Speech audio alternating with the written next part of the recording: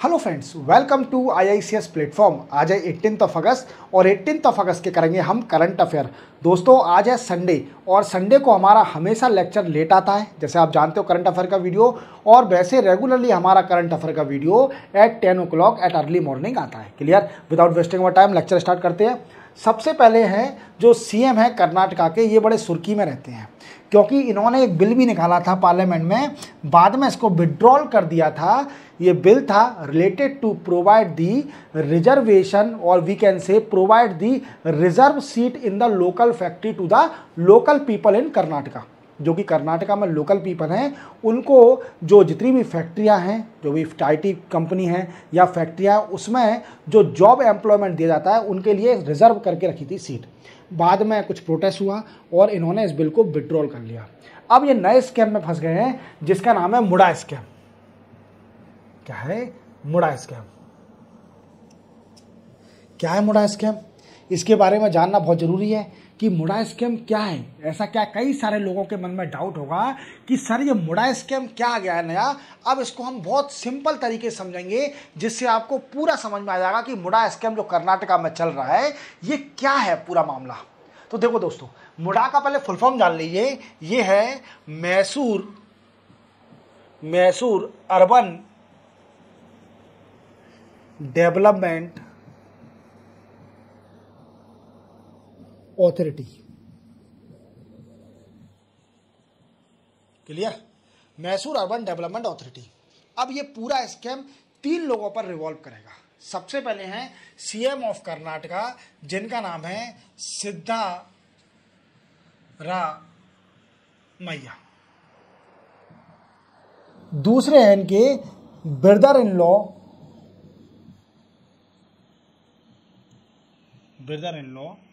जिनका नाम है BM मल्लिकार्जुन।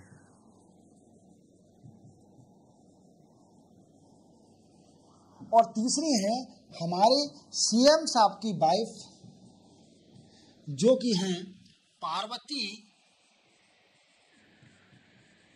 BM। क्लियर? ये 3 लोगों पर पूरा स्कैम रिवॉल्व करेगा। अब पहले 3 नाम जान लीजिए। सबसे पहले है कौन? CM साहब है हमारे सिद्धरामैया। क्लियर? दूसरे हैं इनके CM साहब के ब्रदर इन लॉ, जिनको हम हिंदी में बोलते हैं साले साहब हैं इनके BM मल्लिकार्जुन। और देन आफ्टर CM साहब की जो वाइफ है उनका नाम है प्रतिभा BM, पार्वती BM। अब ये 3 नामों पर पूरा रिवॉल्व करेगा स्कैम। सबसे पहले कहानी आती है, सबसे पहले आएंगे इनके ब्रदर इन लॉ। कौन आएंगे? ब्रदर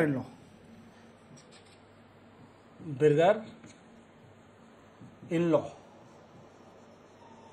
जो कि BM मल्लिकार्जुन साहब है। इन्होंने क्या किया कि इन्होंने इलीगल तरीके से या फिर लीगल तरीके से, कुछ भी रीजन वी डोंट नो, तो 3.16 एकड़ एज अपोजिशन पार्टी कह रही है कि इन्हें इलीगल तरीके से 3.16 एकड़ लैंड को एक्वायर किया इन केसारा विलेज, कर्नाटका में। केसारा विलेज के अंदर इन्होंने 3.16 एकड़ लैंड को एक्वायर किया इनके ब्रदर इन लॉ ने इन 2004 में इन्होंने इलीगल तरीके से एक्वायर किया 3.16 एकड़ लैंड को। क्लियर? अब क्या हुआ दोस्तों कि 2010 में ये 3.16 एकड़ लैंड को इन्होंने साले साहब ने इनके गिफ्ट कर दिया इनकी वाइफ को। मीन सोचो, 3.16 एकड़ लैंड गिफ्ट कर दी टू पार्वती BM, जो कि वाइफ है CM की। इनको 2010 में गिफ्ट कर दी। क्या कर दिया? 2010 में इन साले साहब ने अपनी बहन को गिफ्ट कर दिया 3.16 एकड़ लैंड, जो कि केसारा विलेज की लैंड थी। इसको गिफ्ट कर दिया इनकी वाइफ को। मीन्स किसकी? CM की वाइफ को। क्लियर? मतलब इनके ब्रदर इन लॉ की जो बहन थी उनको गिफ्ट कर दिया। क्लियर? अब क्या मामला हुआ? अब 2021 में इनने देखो हमारे मुड़ा जो अर्बन डेवलपमेंट है, जो कि मुड़ा जिसको बोलते हैं, यहाँ पर एक स्कीम है 50-50 स्कीम, ये अर्बन डेवलपमेंट ने स्कीम स्टार्ट करी थी। और इस स्कीम में क्या था कि अगर किसी भी पर्सन को डेवलप्ड एरिया में ज़मीन लेना है तो वो क्या कर सकता है, वो उससे डबल ज़मीन वो किसी और एरिया की दे दे तो उससे आधी ज़मीन उसको डेवलप्ड एरिया में मिल जाएगी। क्लियर। तो केसारा विलेज की जो ज़मीन थी 3.16 एकड़, और ये ज़मीन जो केसारा विलेज की बोली जा रही है ये बैकवर्ड क्लास की ज़मीन थी जो कि इलीगल एक्वायर करी थी सिद्धरामैया के ब्रदर इन लॉ ने। जो सीएम साहब है उनके ब्रदर इन लॉ ने बैकवर्ड क्लास की ज़मीन को इलीगल तरीके से एक्वायर कर लिया था। क्लियर। तो ये केसारा विलेज की ज़मीन जो कि इनकी वाइफ थी, इन्होंने एक्सचेंज कर दी। एक्सचेंज क्या कर दी, किसके साथ, जो कि अर्बन डेवलपमेंट अथॉरिटी है उसके साथ एक्सचेंज कर दी। बोल दिया कि हमें विजयनगर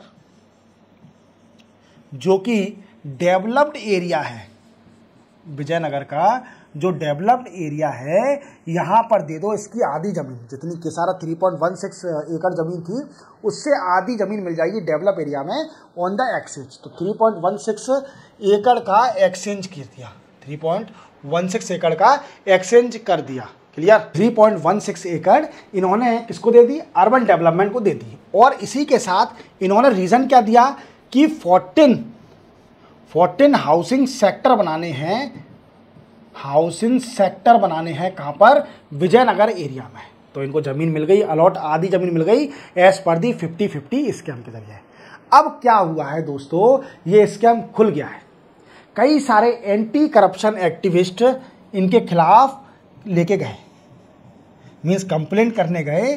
करप्शन इन्होंने एंटी करप्शन किया, इनके ब्रदर इन लॉ ने, और इनका भी इन्वॉल्वमेंट है। उनका कहना ऐसा है कि जो इलीगली एक्वायर करी है बैकवर्ड क्लास की केसारा विलेज से 3.16 एकड़ जमीन जो कि बैकवर्ड क्लास की है, इनके साले साहब ने जो इलीगली एक्वायर करी थी, फिर 2010 में इनने इनकी वाइफ को, सीएम साहब की वाइफ को गिफ्ट कर दी 3.16 एकड़ जमीन केसारा विलेज की। और 2021 में जब सीएम साहब की वाइफ ने एक्सचेंज कर दिया केसारा विलेज की जो जमीन थी 3.16 एकड़ to a developed area in Vijayanagar Empire for the 14 housing sector development, for the 14 housing sector development के लिए एक्सचेंज करते हैं। अब ये मामला पहुंचा भैया, एंटी करप्शन ने फाइंड आउट किया, कई सारे एक्टिविस्ट थे, अब उन्होंने कई सारी कंप्लेंट लेके गए हैं, इनके खिलाफ कंप्लेंट हो रही है। अब क्या हुआ है कि देखो सीएम साहब के खिलाफ कंप्लेंट करना आसान तो नहीं है, ठीक है। और इसी वजह से क्या किया, गवर्नर हैं आप जानते हो, इनको तो आप जानते होंगे, थावर चंद गहलोत।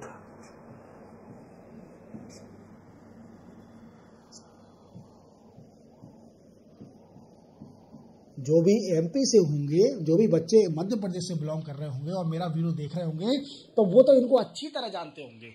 ये है कर्नाटका के गवर्नर, और ये एमपी से बिलोंग करते हैं गवर्नर, यह कर्नाटका के। इन्होंने अलाउ कर दिया है for the prosecution of CM साहब, और अलाउ कर दिया है कि कंप्लेंट हो सकती है इनके खिलाफ। अब पूरी कांग्रेस सरकार भड़क गई, पूरी कांग्रेस सरकार जो कि कांग्रेस की गवर्नमेंट है कर्नाटका में, पूरे जितने भी मिनिस्टर और member of legislative assembly MLA वो पूरे भड़क गए हैं। वो कह रहे हैं कि ऐसे कैसे हो सकता है, ऐसे कैसे हो सकता है, क्योंकि 50-50 स्कीम तो ये बीजेपी सरकार ने स्टार्ट करी थी, और उसके खिलाफ कैसे ऐसे करप्शन केस हो सकता है, ठीक है। और कई सारे इनका रिजाइन मांग रहे हैं कि सीएम साहब ने ये कितना बड़ा स्कैम कर दिया, आप रिजाइन दीजिए। तो आप समझ रहे होंगे कि कितना झोलझाल है। और आप जो थावर चंद गहलोत साहब हैं, उन्होंने अलाउ कर दिया कि इनके खिलाफ कंप्लेंट होना स्टार्ट होगी, 3 एक्टिविस्ट, और कोर्ट में प्रोसिक्यूशन भी होगा इनके खिलाफ। अब कोर्ट में सुनवाई होगी, देन कंप्लेंट भी हो गई है, फाइल हो गई है एफआईआर। अब देखते हैं क्या रीज़न निकलता है, रिजाइन करते हैं साहब कि नहीं करते। ये पूरा मुड़ा स्कैम था, आपको पूरा अच्छी तरह मैंने सिंपल लैंग्वेज में समझा दिया कि मुड़ा स्कैम क्या है पूरा मामला। ये सिर्फ ओनली 3 लोगों पर रिवॉल्व कर रहा है पूरा स्कैम। सबसे पहले हैं जो सीएम साहब सिद्धरामैया, देन आफ्टर इनके brother in law BM Mallikarjun साहब, और तीसरे हैं जो सीएम साहब की वाइफ है पार्वती बीएम मैम। ये तीनों लोगों पर रिवॉल्व कर रहा है पूरा मामला, समझ में आया। ये पूरा स्कैम 3 लोगों पर रिवॉल्व कर रहा है। आपको पूरी तरह समझ में आ गया होगा कि मुड़ा स्कैम क्या है। चले अपन चलते हैं नेक्स्ट न्यूज पर। नेक्स्ट न्यूज है third boys global south Sumit. मैं आपको हर लेक्चर में बता रहा हूँ, क्वेश्चन जो एमसीक्यू लेक्चर है उसमें भी मैंने आपको बताया था कि जो third voice global south summit है उसको होस्ट कर रही है इंडिया। इंडिया ने होस्ट किया है और कल होस्ट किया था 17 अगस्त को। 17 अगस्त को इसकी मीटिंग हुई थी, third voice global south summit की मीटिंग हुई थी। जितने भी साउथ के नेशन हैं उन्होंने वर्चुअल फॉर्मेट से पार्टिसिपेट किया था और इंडिया ने इसको वीकेंड से होस्ट किया था वर्चुअल फॉर्मेट पर। वर्चुअल फॉर्मेट जानते हो ना, फिजिकली अवेलेबल नहीं, एक वर्चुअली मीन्स जैसे अपन कॉन्फ्रेंस करते हैं भाई ऑनलाइन, तो ऐसे ही एक तरह से इंटरनेट से कनेक्ट कर दिया जाएगा, वर्चुअली फॉर्मेट से कॉन्फ्रेंस होगी। अब इंडिया ने होस्ट करा तो इंडिया को कुछ ना कुछ तो रखना पड़ेगा। तो इंडिया ने क्या किया, एक कंसेप्ट दिया है इसके अंदर। पहले तो आप जान लीजिए कि इसमें डिस्कस क्या क्या डिसाइड किया गया था। तो पहले डिसाइड किया गया था फूड और energy security, climate change and conflict in world, इस पर डिस्कस किया जाना था। क्या करना था, इस पॉइंट पर डिस्कस किया जाना था। वी कैन से ये डिसाइडेड थे पॉइंट। मैंने आपको हर लेक्चर में बताया था कि इंडिया होस्ट करने जा रही है इस कॉन्फ्रेंस को, समिट को, ग्लोबल साउथ समिट को, जो कि तीसरी वॉइस है, थर्ड वॉइस है, और ये वर्चुअल फॉर्मेट में इंडिया होस्ट करेगी और इसमें food, energy security, climate change and conflict in the war, ये इस पर डिस्कस किया जाएगा। अब इंडिया ने होस्ट करा है तो इंडिया ने एक इसमें पॉइंट याद रखना, बस एक पॉइंट रखा, बड़ा ही इंपॉर्टेंट पॉइंट है कि ग्लोबल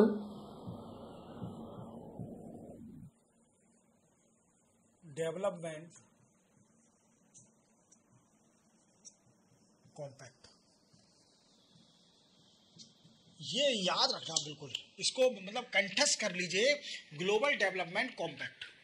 ये क्या है दोस्तों, ये क्या है, ये सेटअप करेगी इंडिया सेटअप करेगी for those country whose voice are not heard, जिनकी आवाज मीन्स सुनाई नहीं पड़ रही है, मतलब वी कैन से जहां पर डेवलपमेंट नहीं हो रहा है, जो कि कई सारी डिफिकल्टी फेस कर रही है, तो इस बॉडी से जरिए उनकी वॉइस को उनको वॉइस दी जाएगी। मीन्स जिन कंट्रियों की अनहियर्ड है, मीन्स जिन कंट्रियों की वॉइस नहीं सुनाई पड़ रही है, व्हाट आई मीन्स वॉइस कैसे, कोई चिल्ला थोड़ी रहे वो लोग। व्हाट आई मीन्स, इसका कहने का मतलब ये है कि अगर किसी भी कंट्री में साउथ में डेवलपमेंट नहीं हो रहा है, उसमें कई सारी डिफिकल्टी आ रही है, कॉन्फ्लिक्ट हो रहा है, इथनिक वार हो रहा है, या कुछ भी सिविल वार चल रहा है, या फिर प्रोसिक्यूशन हो रहा है, या फिर एट्रोसिटी हो रही है, तो उन लोगों की सुनाई मदद करने के लिए ये बनाया है, दूसरी कंट्री इनकी मदद करे। जो छोटी छोटी कंट्रियां हैं, जो भी साउथ की कंट्रियां हैं, अगर कुछ भी हो रहा है तो उनकी सब मिलकर मदद करेंगे कि हाँ ऐसा होगा, क्योंकि उनकी वॉइस अनहियर्ड हो रही है, सुनाई नहीं पड़ रही है। तो क्या है, इंडिया ने ग्लोबल डेवलपमेंट कॉम्पैक्ट सेटअप किया है। क्लियर, इसमें क्या करेगी सरकार कि इसमें असिस्टेंस भी देगी। असिस्टेंस इंडिया ने बोला है कि हम $2.5 मिलियन की मदद करेंगे। जो भी कंट्री है प्रॉब्लम फेस कर रही है तो उसको लाइन ऑफ कंट्रोल दिया, लाइन ऑफ क्रेडिट दिया जाएगा, $2.5 मिलियन का लाइन ऑफ क्रेडिट दिया जाएगा मदद करने के लिए। क्लियर, कितना, $2.5 मिलियन। क्लियर, समझ में आ गया। तो आपको याद रखना है ग्लोबल डेवलपमेंट कॉम्पैक्ट। और दूसरा क्या बोला, दूसरा बोला कि आप जानते हो ग्लोबल वार के ऊपर डिस्कस किया गया। ग्लोबल वार चल रहा है रशिया यूक्रेन में, गाजा आप जानते हो, इसराइल, और ठीक है global war. Then after climate change तो ऐसा पॉइंट है कि इसके बिना तो किसी भी इंटरनेशनल और रीजनल ऑर्गेनाइजेशन इनकम्प्लीट है।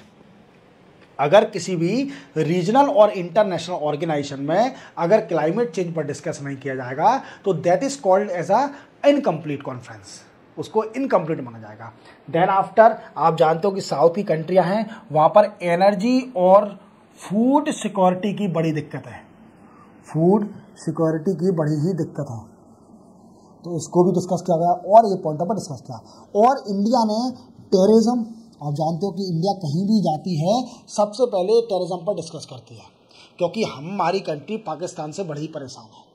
पाकिस्तान अननेसेसरी इलीगल इन्फिल्ट्रेशन कराता है और अनऑथराइज्ड एक्टिविटी इंडिया में कराता है, और उसका मुंह तोड़ जवाब देने के लिए इंडिया हर ग्लोबल कॉन्फ्रेंस में बताती है कि टेररिज्म से बचना है। जो भी टेररिज्म हो रहा है, अब वो किसी भी फॉर्म में हो, सिविल वार हो या इथनिक वार हो, that is also called as extremist हो, टेररिज्म एक्सट्रीमिस्ट सेपरेटिज्म,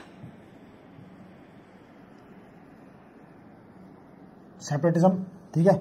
ये सारे पॉइंटों पर डिस्कस किया गया, समझ में आया। और इंडिया ने बोला कि हम मदद भी करेंगे, जो कंट्रियों को रियली में ज़रूरत है, डिज़ायरेबल हैं, जिनको रियली में नीड है, उनकी मदद करेंगे, क्योंकि उनकी वॉइस नहीं सुन पा रहे हैं। और इन्होंने बोला कि आप देखिए ग्लोबल नॉर्थ, जो नॉर्थ की कंट्रियां हैं वो कितने कोऑर्डिनेशन के साथ रहती हैं, तो हमें साउथ, जितनी भी कंट्रियां साउथ की, उनको भी कोऑर्डिनेट करते रहना चाहिए, उनको भी कोऑर्डिनेट मिलजुल के रहना चाहिए। हमें एक दूसरी कंट्री से बाहर नहीं रखना चाहिए, मीन्स मन में ऐसी खटास ना हो किसी कंट्री का, और उसका रिजोल्यूशन जल्दी जल्दी निकालना चाहिए। आप देखते हो ग्लोबल साउथ में कितनी सारी प्रॉब्लम है कि साउथ की कंट्रियां हैं वो किसी न किसी रीजन से लड़ रही है। जैसे चाइना बड़ी गंदी हरकत करती है हमेशा, कभी वो किसी बॉर्डर एरिया को अपना क्लेम करती है, या फिर किसी साउथ चाइना सी क्लेम करती है, या बोलते हैं कि पूरा पैसिफिक ओशन मेरा है। तो इस तरह की एक्टिविटी क्या करती है कि दूसरी कंट्री के मन में गलत मीन्स नेगेटिव चीज आती है, जिससे क्या है कि साउथ की कंट्रियां आपस में लड़ती है एक दूसरे से। तो ये नहीं होना चाहिए, आप मिलजुल के रहो। आप नॉर्थ की कंट्री देखिए कितना मिलजुल के रहती हैं, क्लियर। तो कितना बड़ा पॉइंट है, आप समझ गए होंगे पूरी बात को, ठीक है। चलते हैं अपन नेक्स्ट न्यूज़ पर। Next news 6 new parliament committee. देखो स्पीकर साहब ने अभी 6 नई पार्लियामेंट कमेटी बनाई है, नई तो नहीं है पर इनके नए चेयरमैन अपॉइंट हुए हैं, ठीक है। और याद रखना कि सबसे पहली है public account committee, public account committee. ये कमेटी बड़ी इंपॉर्टेंट कमेटी है। आप जानते हो कि 3 कमेटी हमारी जो कि एक्सपेंडिचर पर नजर रखती हैं, वो 3 कमेटी हैं। कौन कौन सी? एक है पब्लिक अकाउंट कमेटी, दूसरी है we can say estimation committee, और तीसरी है कौन सी दोस्तों? तीसरी है अपनी कमेटी ऑन पब्लिक अंडरटेकिंग। कौन सी? Committee on public undertaking. तो पहली कौन सी बताई मैंने आपको? Public account committee. और इसको लीडर ऑफ अपोजिशन हमेशा हेड करता है, इसको लीडर ऑफ अपोजिशन हमेशा हेड करता है। और अभी इसके नए चेयरमैन बने हैं। नए चेयरमैन कौन बने हैं? केसी वेणुगोपाल।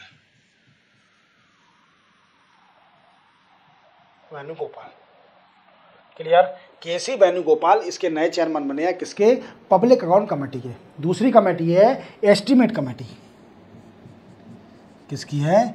Estimate committee. और इसके चेयरमैन बने हैं बीजेपी के, क्या नाम है इनका? संजय जायसवाल। Sanjay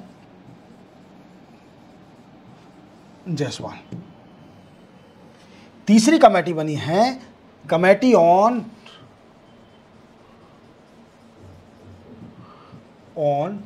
public undertaking.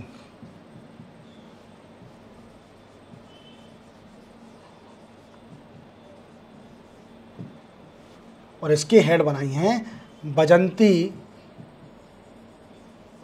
बजंती पांडा। क्लियर? नेक्स्ट आफ्टर 3 कमेटी हो गई।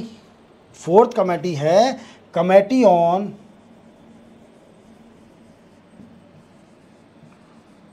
Welfare of OBC. इसके चेयरमैन बने हैं गणेश सिंह। कौन? गणेश सिंह। और जो 5वीं कमेटी है committee on welfare of SC and ST, इसके बने हैं फग्गन सिंह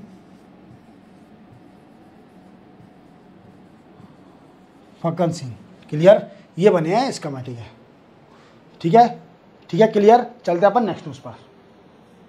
नेक्स्ट न्यूज़ है सस्टेनेबल डेवलपमेंट गोल। देखो आप जानते हो कि SDG आ गया है और इसका टाइम पीरियड कितना है? 15 साल, 2015 टू 2030 तक, ठीक है। और इसमें कितने गोल हैं दोस्तों? इसमें 17 गोल हैं, और that is a united nation sustainable गोल।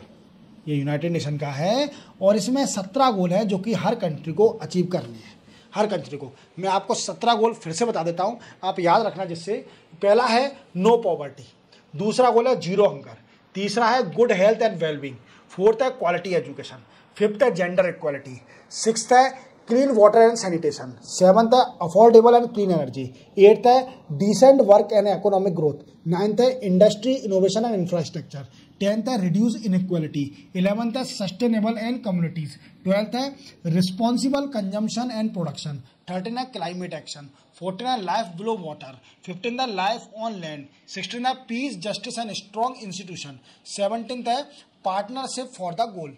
कुछ गोल याद रखना स्टार्टिंग के, और जो इंपॉर्टेंट है वो गोल याद रखना। कभी कभी एग्जाम में गोल आ जाते हैं, तो आपको 17 गोल है सस्टेनेबल डेवलपमेंट गोल के। अब हमारे फाइनेंस मिनिस्टर जो कि निर्मला सीतारमण जी हैं, उन्होंने कुछ स्टेटमेंट दिया है। क्या स्टेटमेंट दिया है कि उन्होंने बोला है कि इनएडिक्वेट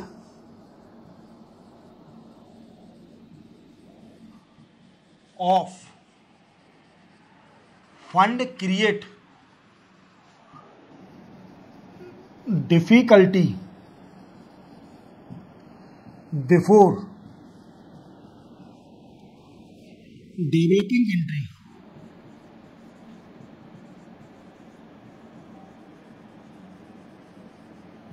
टू अचीव एसडीजी गोल। देखो, हमें 2030 तक पूरे एसडीजी के गोल हमें अचीव करना है। क्लियर।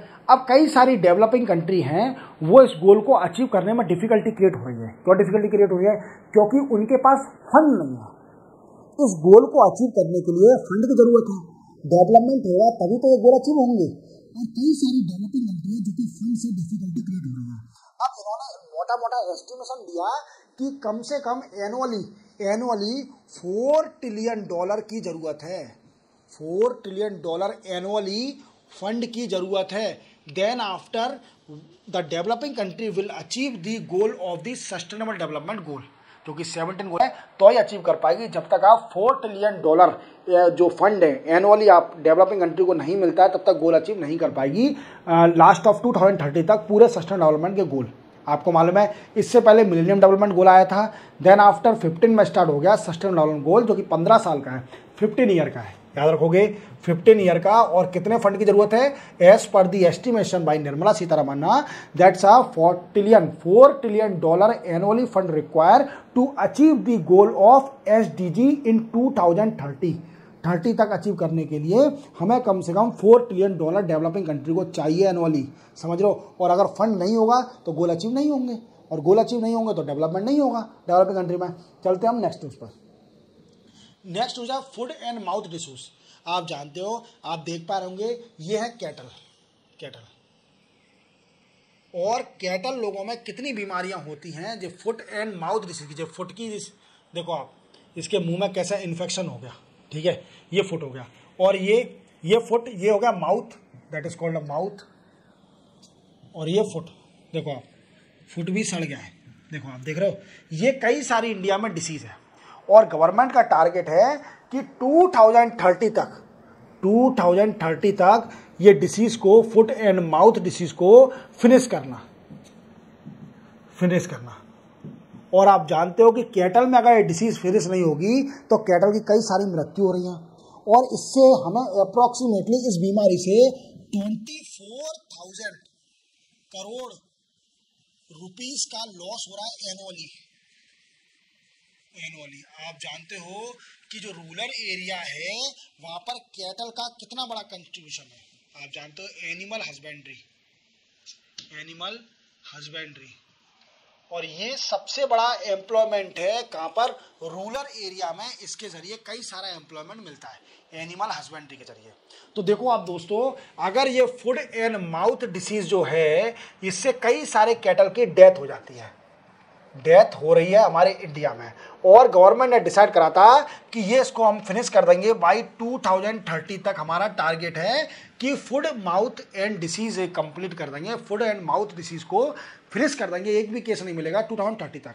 और अगर देखा जाए तो कई सारी वुमेन रूरल की मैन डिपेंड है एनिमल हस्बेंड्री पर। और इसके कारण हमें अभी इस डिसीज के कारण 24,000 करोड़ रुपीस का लॉस हो रहा है। तो आप देख सकते हैं कितना लॉस हो रहा है। और आप समझ गए इस बात को, तो हमें देखना पड़ेगा फुट माउथ डिसीज़ के बारे में एक डिसीजन लेंगे, जो कि राजीव रंजन साहब हैं, जो कि union minister of fisheries and animal husbandry के, वो डिसीजन ले रहे हैं। उन्होंने बोला है कि फुट माउथ डिसीज़ को जल्दी जल्दी कंप्लीट किया जाएगा, खत्म किया जाएगा 2030 तक, जो कि हमारा 24,000 मीन्स 24,000 करोड़ रुपीज़ का लॉस हो रहा है annually due to this disease, इसको खत्म किया जाएगा। और रूरल एरिया में कई सारी डिफिकल्टी आ रही है इससे। क्लियर। इसी के साथ 18 अगस्त के करंट अफेयर कंप्लीट होते हैं। चैनल को सब्सक्राइब और बेल आइकन प्रेस करना ना भूलना। तब तक के लिए जय हिंद।